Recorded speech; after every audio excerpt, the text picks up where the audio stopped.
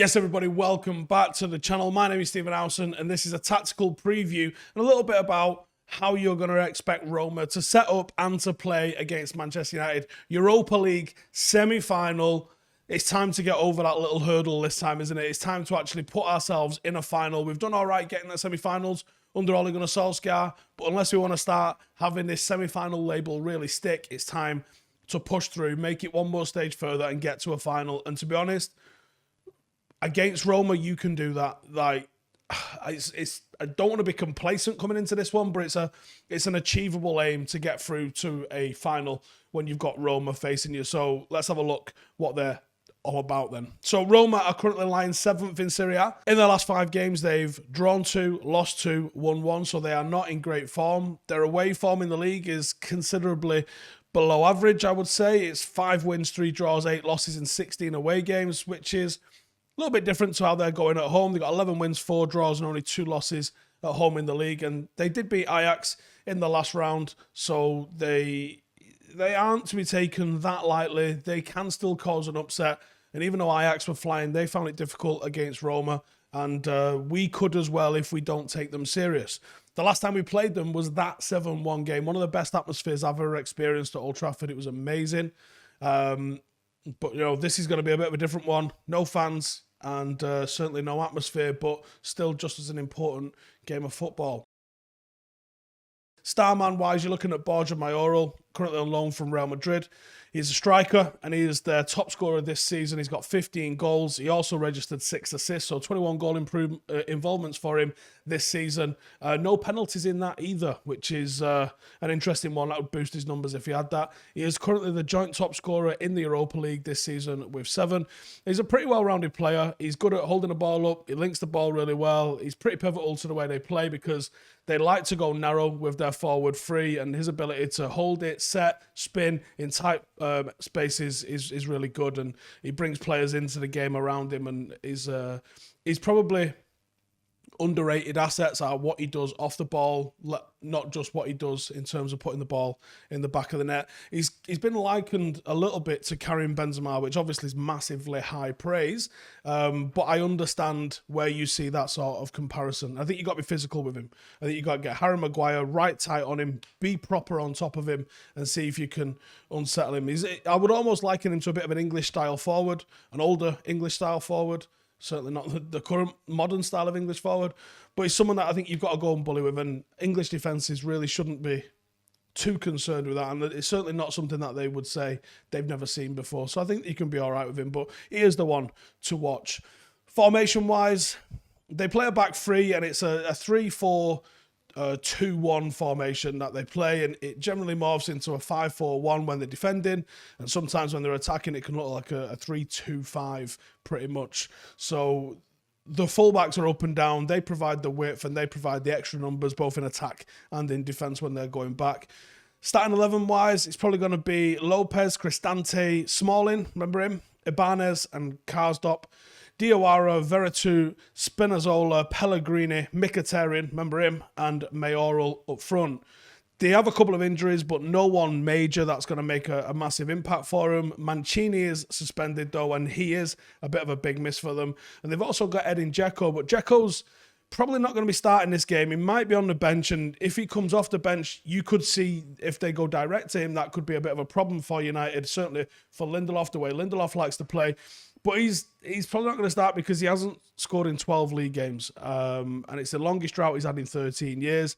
He also kicked off with the club trying to get a move in January. So he's not in everyone's good books at the moment. So I wouldn't expect him to play too often. And I wouldn't expect him to be playing against United on Thursday night either. How do you beat them? What are they all about? Well, their playing style's actually a bit more easy on the eye than you would sort of expect looking at some of the stats and stuff that they put up, but they do like to attack with a little bit of fluidity. They do like to really play it through the thirds quite well, and even with Chris Smalling at the back, that is something that they do. I think a lot of it goes through Pellegrini. I think he's a really good footballer. He's been linked to United quite a few times, and I think he's a really good player.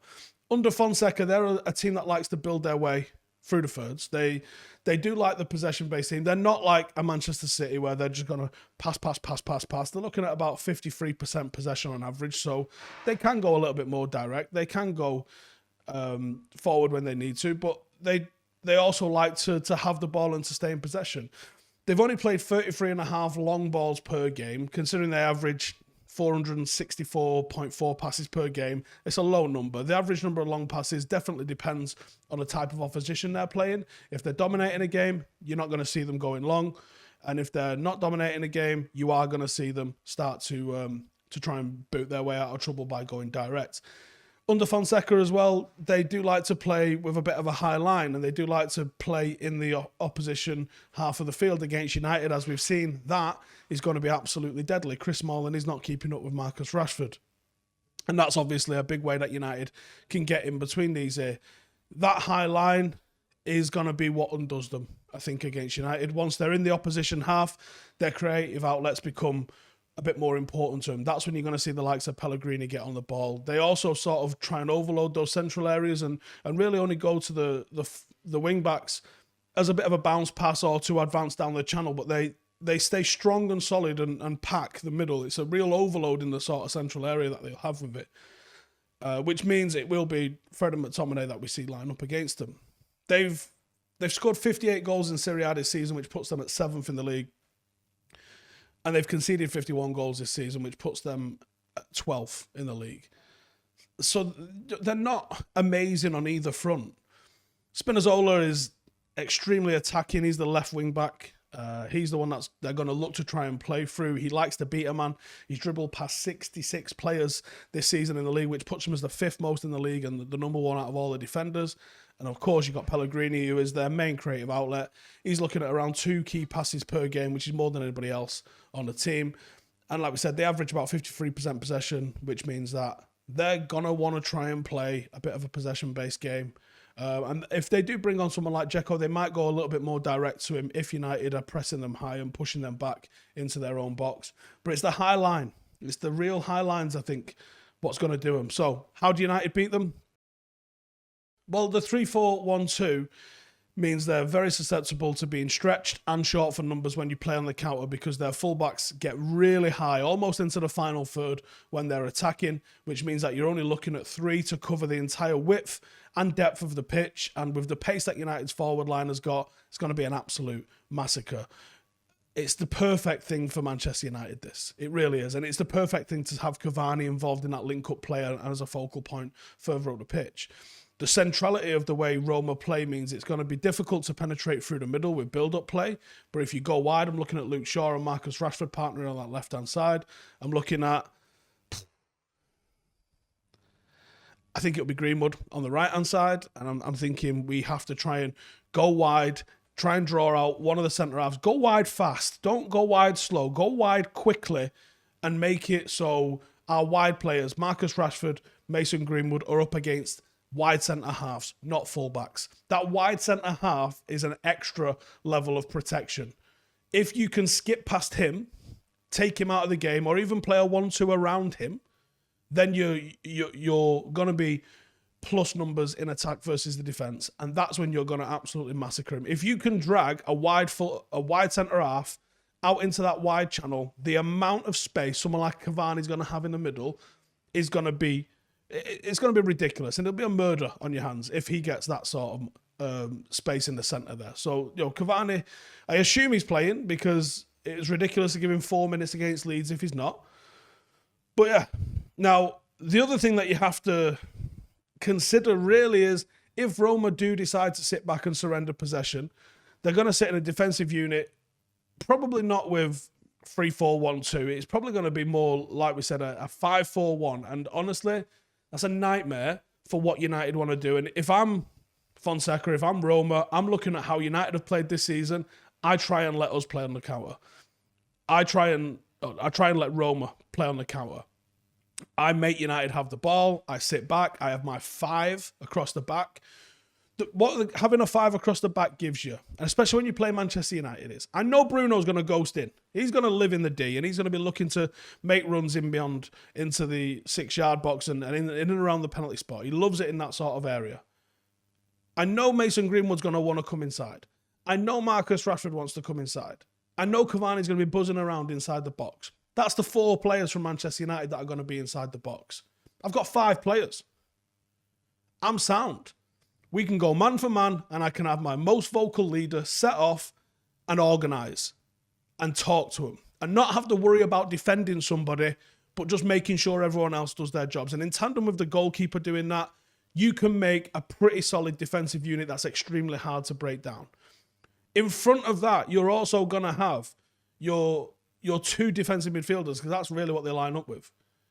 They're going to sit and make sure that if McTominay and Fred do push on, well, they're man-marked as well. And they're going to surrender the extra man in their forward line to try and deal with us in their back line.